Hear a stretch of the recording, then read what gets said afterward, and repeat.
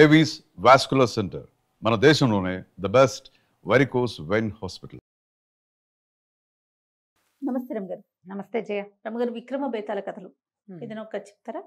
చెప్తా. ఒరిజినల్ స్టోరీస్లో నుంచి ఒక స్టోరీ చెప్తా. పట్టుబదలని విక్రమార్కుడు మళ్ళీ లోపలికి నడిచాడు. శ్మశానం లోపలికి చెట్టెక్కాడు. బేతాళుడు ఆవహించి ఉన్న మృత కళేబరాన్ని భుజాన్ని వేసుకున్నాడు. నడవడం మొదలుపెట్టాడు. నీ ఓపిక మెచ్చుకుంటున్నాను రాజా, నీకు మార్గాయాసం తెలియకుండా ఒక కథ చెప్తానన్నాడు. పూర్వము విద్యాపురం అని ఒక పెద్ద మహానగరం ఉండేది. దానికి కార్తికేయుడు అని ఒక రాజుగారు ఉన్నారు. రాజుగారికి మహాద్భుత సౌందర్యవతి అయిన భగవతి అనే ఒక కూతురు. పిల్ల భలే అందగత్తె. పిల్లకు ఒక 14-16 సంవత్సరాలు వచ్చాయి. ఓ 16 ఏళ్ళు వచ్చాక ఇంకా స్వయంవరము వ్యవహారము దాకా రాల. వివాహం ఆలోచన చేస్తున్నారు. పిల్లకు మాత్రం ఊహలు చాలా ఉన్నాయి. ఆ పిల్ల ఏం చేస్తుంది, రోజు సాయంకాలం మేడ మీద ఆడుకుంటూ ఉంటుంది. ఈ ఆడుకుంటూ ఉండి ఆ పైనుంచి కిందకి వంగి చూడటము అవి ఎక్కువగా చేస్తుంది. ఏమిటంటే పిల్లకి జనాకర్షణ మీద ఆసక్తి. జనాలు ఎవరైనా వచ్చేపోయే వాళ్ళు ఎవరైనా తనకేసి చూస్తే సంతోషంగా. ఆ వయసులో ఉన్న ఆడపిల్లలకి అది సహజమైన క్రియ. అందుకని ఈ దాసదాసి జనం కూడా ఆ అమ్మాయి ఎంతసేపు కిందకు చూస్తుంటే కాదనేవాళ్ళు కాదు. సరదా పడుతోందిలే, ఏముందా వివాహం కాస్త అయ్యాక ఆవిడ అంతఃపుర స్త్రీ అయిపోతుంది అని చెప్పి ఊరుకునేవాళ్ళు. అయితే ఒకరోజు సాయంకాలం మేడల మీద ఆటలాడుకుంటూ ఈ అమ్మాయి కిందకి వంగి చూస్తుంటే ఆ దారిన పోతున్నటువంటి ఒక బ్రాహ్మణ యువకుడు మాధవుడు అనేవాడు కింద వెళ్తూ కనపడ్డాడు. ఆ అబ్బాయికి వేసే చూస్తుంది. ఆ పిల్లాడు ఏదో చూస్తూ పైకి చూశాడు. ఈ అమ్మాయి కనపడింది. చూసుకుంటూ నడుచుకుంటూ పోయాడు. అక్కడ దాకా వెళ్ళాక మళ్ళీ చూద్దామనిపించింది. ఈ అమ్మాయి వెనక్కి వెళ్ళిపోయింది. మళ్ళీ వాడు వెనక్కి వచ్చాడు. ఈ అమ్మాయి అబ్బాయి ఉన్నాడో లేదో చూద్దామని మళ్ళీ చూస్తే వాడు వెనక్కి వస్తూ కనపడ్డాడు. వాడు అటు నడిచి ఇటు నడిచి ఇటు నడిచి అటు నడిచి 10 సార్లు అక్కడే పచారులు చేస్తే ఆ పిల్ల పైనుంచి కిందకు చూస్తూ ఇక వాడి చూపులు మార్చుకున్నారు ఇద్దరు. ఆ ఊళ్ళో ఏదో ఒక పెద్ద జాతర లాంటిది జరిగింది. ఈ జాతర చూడ్డానికి రాకుమార్తెని కొద్దిపాటి పరివారంతో పంపించారు రాజుగారు. నలుగురిలోకి వెళ్ళాలి కదా.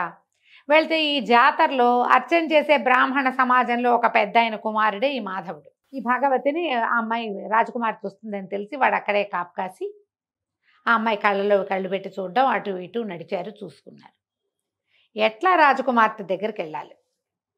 ఆమె చుట్టూతో 10 మంది దాదులు, 25 మంది చెలికత్తెలు, 100 మంది సైనికులు, కత్తి కటార్లు పుచ్చుకున్న వాళ్ళు. చూడగలడు కానీ ఇంకేమీ చేయలేడు. ఆ అమ్మాయిని ఎక్కడో రాశాడు కలుద్దామా అని. ఆ అమ్మాయి కలుద్దాము అని రాసింది. కానీ ఎక్కడ ఆ అమ్మాయికి తెలీదు, వీడికి తెలీదు. ఇలా అవకాశం వచ్చినప్పుడల్లా ఎంతసేపు ఒకళ్ళనొకళ్ళు చూసుకుంటూ ఉండేవాళ్ళు. వ్యామోహం పిచ్చి పిచ్చిగా పెరిగిపోయింది. ఎలాగైనా రాజకుమార్తెని చేరాలని ఉంది వాడికి. అయితే వాడు ఏం చేశాడు, తమకి స్నేహితుడైన ఒక స్నేహితుడు ఒక చోటకి వెళ్తూ ఉంటాడు, ఒక యోగిని కలవడానికి. ఆ యోగి దగ్గరికి ఈ మాధవుడు కూడా 2-3 సార్లు వెళ్ళాడు.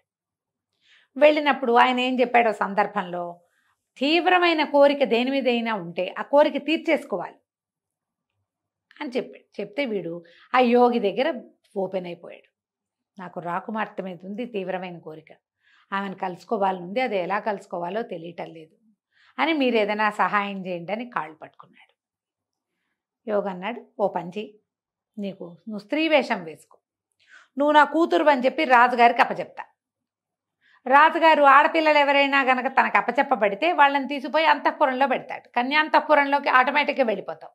నువ్వు రాజకుమార్తెతోటి కావలసిన నాళ్ళు గడుపు, నేను 6 నెలల తర్వాత 3 నెలల తర్వాత వచ్చి నిన్ను వెనక్కి తీసుకుంటా అని చెప్పి కుర్రాడు ఒప్పుకున్నాడు. రాజకుమార్తెకి ఈ ఏర్పాటు తెలియదు, ఆవిడ తెలియదు, వీడే ఏర్పరిచాడు. వీడి తెలివితేటలే అనమాట. ఈ మాధవుడు ఏం చేశాడు, ఆ యోగితో కలిసి ఆడవేషం వేసుకుని ఆడపిల్లలాగా చక్కగా ఓణి అది వేసుకుని తలకేదో పెట్టుకుని వెళ్ళాడు. వెళ్తే యోగి రాజుగారికి నమస్కారం చేసి, బాబు నేను హిమాలయాలకి తపస్సుకి వెళ్తున్నానండి, 4 నెలల్లో తిరిగి వస్తాను, 4 నెలల పాటు నా పిల్లని రక్షించండి, మీ దగ్గర ఉంచుకోండి. ఈ వచ్చిన పిల్ల ఎట్లా కనపడుతోంది, ఓ 16 సంవత్సరాల ఆడపిల్ల, కన్య, అంటే వివాహం కాలేదు. రాజుగారు అన్నారు, అయ్యో అలాగే మా భగవతితో పాటే మీ అమ్మాయి కూడా ఉంటుంది, నేను రక్షిస్తానుగా అన్నాడు. మాధవి అని పేరు పెట్టి ఈ మాధవుణ్ణి అంతఃపురంలోకి ప్రవేశపెట్టారు. వీడు లోపలికి వెళ్ళాక ఈ మిగిలిన ఆడవాళ్ళకి ఎవరికీ తెలియకుండా ఒకనాటి రాత్రి తన స్వరూపం చూపించేశాడు యువరాణికి. ఇక ఇద్దరు కలిసి ఉండటం మొదలుపెట్టారు. పగల ఆడవేషంలో తిరిగేవాడు, రాత్రి తన వేషంలోకి దిగిపోయేవాడు. రాజకుమార్తెతోటి స్వేచ్ఛా విహారం చేసేడు వాడు. 2 నెలల పైన గడిచినాయి. ఇంతలో ఏమైంది, ఈ రాజుగారికి మంత్రి గారు ఉన్నారు కదా, మంత్రులు ఉంటారు ప్రతి రాజ్యంలో. మంత్రి గారి కుమారుడు గుణశర్మ. ఆ గుణశర్మ మహాద్భుతంగా చదువుకున్నాడు, శాస్త్ర విద్యలన్నీ అయినాయి.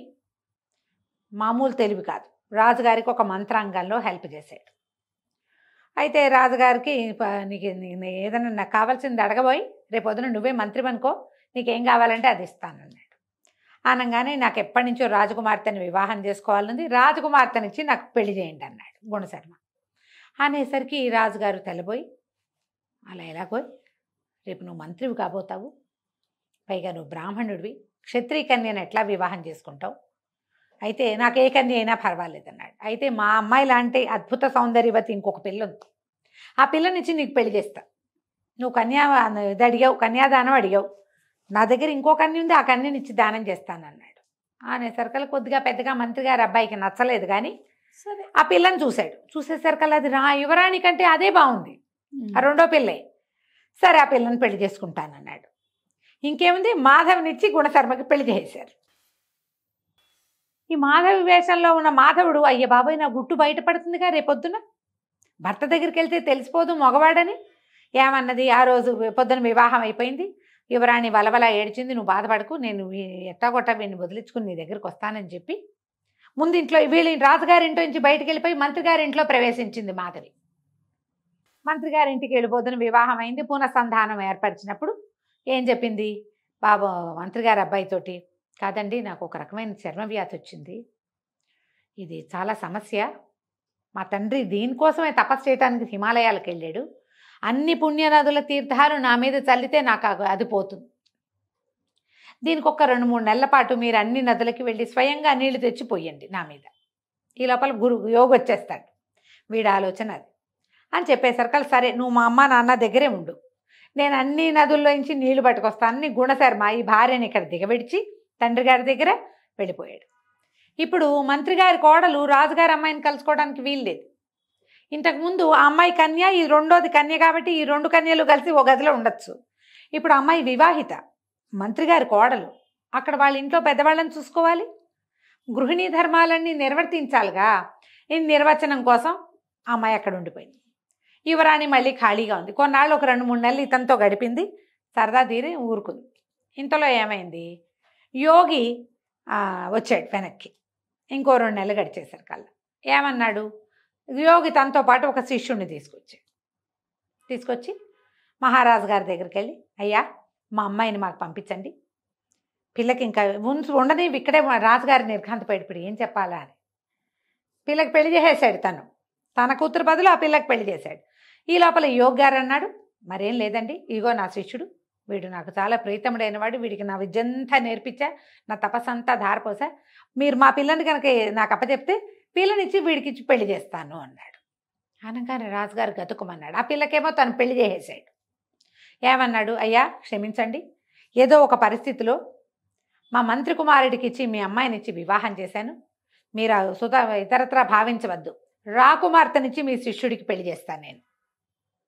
ఇప్పుడు నేను మాట తప్పే పరిస్థితి వచ్చింది, ఇంకో దారి లేదు, కాబట్టి ఇక తప్పనిసరి అయినా సరే మీకు ఇచ్చి మీ శిష్యుడికి ఇచ్చి వివాహం చేస్తానని పొద్దున్నే పెళ్లి చేసేసాడు. అన్ని తొందరైనా పెళ్ళైపోయింది. పెళ్ళైపోగానే ఈ లోపల అందరికీ తెలిసింది రాకుమార్తె పెళ్ళైపోయిందో అని. అయిపోగానే మంత్రి గారింట్లో కూడా తెలిసిపోయింది. మంత్రి గారింట్లో కోడలి వేషంలో ఉన్న మాధవుడు లబో దిబోమని పరిగెత్తుకుంటూ వచ్చేసాడు. రాకుమార్తెకి పెళ్ళి ఎలా చేస్తారు, నేను ఆమెను ప్రేమించాను, నేను ఆమెతో గడిపాను, ఆమె నాతో గడిపింది, ఈ పెళ్లి చెల్లదు, ఈ పిల్ల నాది అన్నాడు. రాజుగారి నెత్తి మీద చేతులు పెట్టుకుని కూర్చున్నారు. ఇక్కడ దాకా చెప్పాడు పేతాళ్ళు.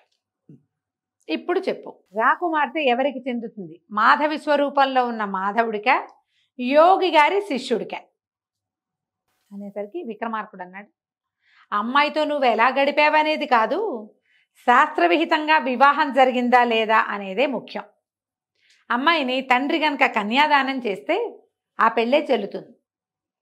అమ్మాయితోటి దొంగతనంగా వాడు ఎక్కడో ఏదో చేస్తే దాన్ని పెళ్ళనడానికి వీల్లేదు.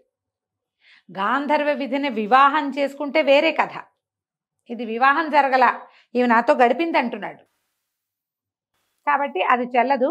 యోగ్ గారి కొడుకే అల్లుడు, యోగ్ గారి శిష్యుడే రాజుగారి అల్లుడు, మాధవుడిని తన్ని తగిలేయటమే అని చెప్పాడు. కథ కంచికి మనం ఇంటికి. ఇది వినంగానే బేతాళుడు భలే సరిగ్గా సమాధానం చెప్పావు.